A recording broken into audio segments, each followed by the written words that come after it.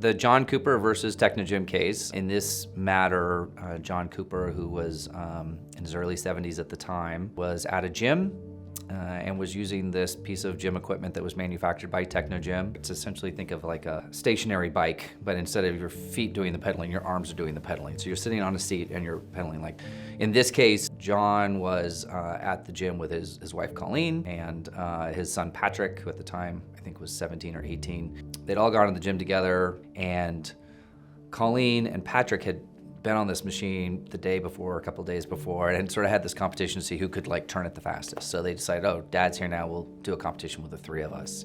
And so Patrick and Colleen did it first, and John went last. He sat in the seat, and the seat was too close, and so he needed to get more distance, and there was an adjustment on the seat, a lever.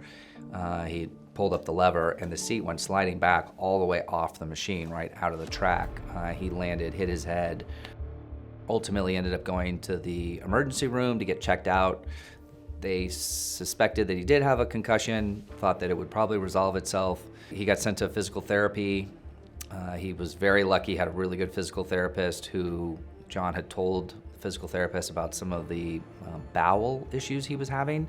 And the physical therapist recognized that that potentially meant that he actually had some impingement on his spinal cord, and so sent him to an orthopedic surgeon who checked him out, and upon looking at the films, the imaging, was like, we need to get you into surgery right away for a cervical fusion because his spinal cord was being impacted.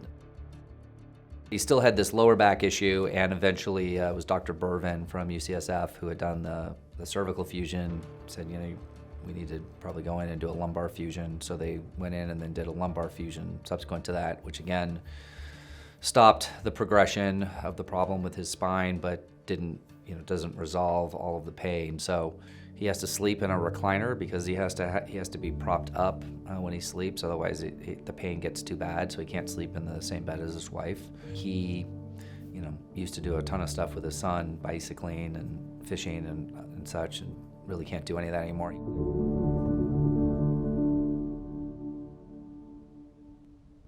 Technogym are based in Italy. They're one of the largest manufacturers of gym equipment in the world. They're, I think, still the supplier to the Olympics typically.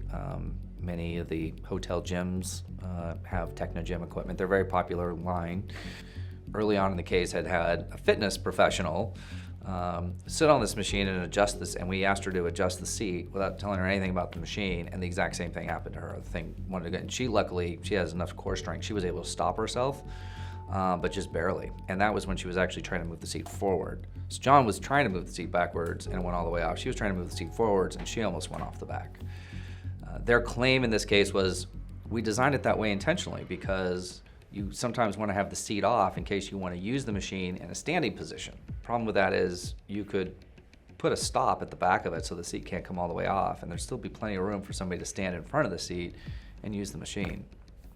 Or barring that, if you did want to have a way to use this machine where the seat was completely removed, you could create a little lever on it so that there's a stop, and then you click a lever that releases the seat and allows you to pull it up and off. I mean, there's a million ways to do this that's not very complicated. The jury saw that and ultimately held Technogym USA responsible.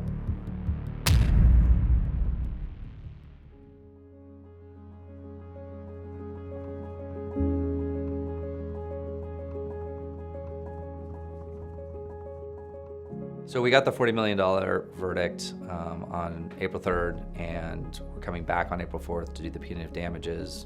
And we told them that if they agreed to pay the $40 million within 60 days, that we would settle with them, not proceed on punitives or seek the interest that was owed, which they agreed to.